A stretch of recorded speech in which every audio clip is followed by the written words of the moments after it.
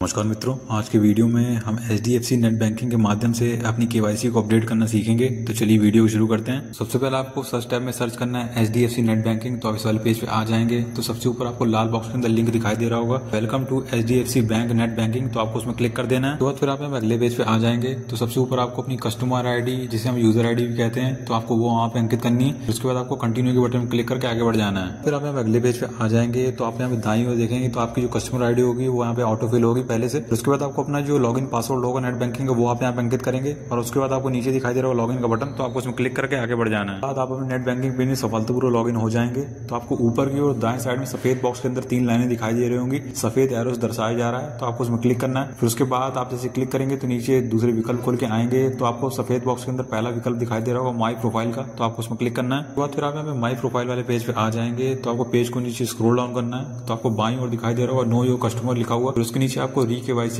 दिखाई दे रहा होगा लिखा हुआ, तो आपको लाल बॉक्स के अंदर दिखाई दे रहा होगा लिखा हुआ अपडेट का विकल्प, आपको अपडेट में क्लिक कर देना है। उसके बाद आपके सामने पॉपअप विंडो खुल के आएगी तो आपको ये रीडायरेक्ट करेगा अपडेट KYC वाले पेज में, तो आपको कंटिन्यू के बटन में क्लिक कर देना है। उसके बाद फिर आप अगले पेज पे आ जाएंगे तो आपको नीचे की ओर नीले रंग से दिखाई दे रहा होगा लेट्स बिगिन का बटन, तो आपको उसमें क्लिक कर देना है। फिर आप अगले पेज पे आएंगे तो आपको यहाँ पे कुछ जानकारी पहले से यहाँ पे ऑटोफिल दिखाई देगी, जैसे आपकी customer ID, registered email ID, pan number. फिर उसके बाद आपको यहाँ पे नीचे फादर्स नेम भी पहले से यहाँ पे दिखाई दे रहा होगा लिखा हुआ। आपको यहाँ पे अपनी जो डेट ऑफ बर्थ होगी पैन कार्ड में जो रजिस्टर्ड है वो आपको यहाँ पे अंकित करनी है और पैन कार्ड में जो आपका नाम रजिस्टर्ड है तो आपको वो यहाँ पे अंकित कर देना। चलिए हम यहाँ पे अंकित करेंगे। बाद जैसे आप जानकारी अंकित कर लेंगे तो पेज को नीचे स्क्रॉल डाउन करेंगे तो आपको नीचे दिखाई देगा ऑक्यूपेशन एंड इनकम डिटेल्स, तो आपको यहाँ पे एक एक करके अपनी सारी जानकारी यहाँ पे आप कहाँ पे क्या काम करते हैं वो सारी जानकारी यहाँ पे अंकित कर लेनी है। फिर उसके बाद जैसे ही आप अंकित कर लेंगे तो आपको पेज को नीचे स्क्रॉल डाउन करना है और उसके बाद आपको कंफर्म के बटन में क्लिक करके आगे बढ़ जाना है। तो आप अगले पेज पे आएंगे तो आपको अपनी यहाँ पे KYC आधार के माध्यम से करनी है। तो आपको पहला विकल्प दिखाई देगा यूजिंग आधार eKYC, तो आप वो वाला विकल्प यहाँ पे चुन लेंगे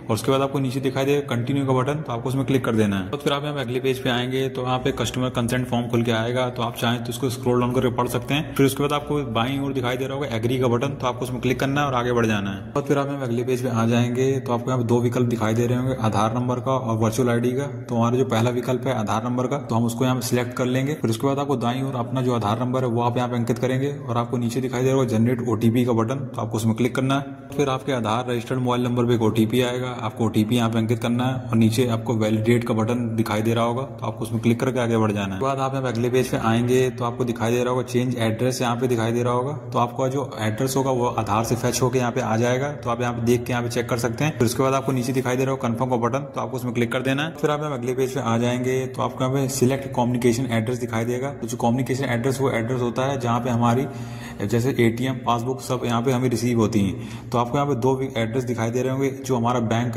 रिकॉर्ड में रजिस्टर है और दूसरा हमारा आधार का। तो हमारा जो यहाँ पे एड्रेस ऑन आधार है तो हम वो वाला विकल्प यहाँ पे चुन लेंगे। फिर उसके नीचे आपको यहाँ पे परमानेंट एड्रेस दिखाई दे रहा होगा, तो उसमें भी आपको यहाँ पे बैंक रिकॉर्ड वाला एड्रेस दिखाई देगा और आधार वाला एड्रेस, तो हम यहाँ पे भी आधार का एड्रेस यहाँ पे चुन लेंगे। उसके बाद आपको यहाँ पे नीचे दिखाई दे रहा होगा send tax related communication to permanent address और कम्युनिकेशन एड्रेस। तो हमारी जो टैक्स से इनकम टैक्स संबंधित जो यहाँ पे संबंधित जो सूचनाएं होंगी वो कहाँ पे आएंगी, तो हम यहाँ पे जो कम्युनिकेशन एड्रेस का विकल्प है तो हम उसको यहाँ पे चुन लेंगे। उसके बाद आपको नीचे यहाँ पे एडिशनल इन्फॉर्मेशन दिखाई देगी, जैसे आप यहाँ पे भारतीय नागरिक हैं तो आपको यहाँ पे जो ओके दिखाई दे रहा होगा यहाँ पे नीले रंग से। फिर उसके बाद आपको यहाँ पे दिखाई दे रहा होगा are you tax resident of India only, तो आप ये भी हैं तो आप इसको भी यहाँ पे इसको ऐसे ही रहने देंगे। और उसके बाद आपको नीचे दिखाई दे रहा होगा कि आप पॉलिटिकली एक्सपोज पर्सन है, तो आप इसको यहाँ पे एक्टिवेट नहीं करेंगे, तो आपको ऊपर वाले एक्टिवेट कर देने हैं दोनों। उसके बाद आपको नीचे दिखाई देगा कंफर्म का बटन, तो आपको उसमें क्लिक करना है और आगे बढ़ जाना है। फिर आप यहाँ अगले पेज पे आएंगे और अपनी सारी जानकारी एक बार जांच लेंगे, पूरी पर्सनल डिटेल्स, ऑक्यूपेशन डिटेल्स, और फिर पेज को नीचे स्क्रॉल डाउन करेंगे और आपको कंफर्म के बटन में क्लिक करना और आगे बढ़ जाना है। बाद फिर आप यहाँ अगले पेज पे आएंगे तो आपको जो KYC रिक्वेस्ट है सफलतापूर्वक सबमिट हो गई,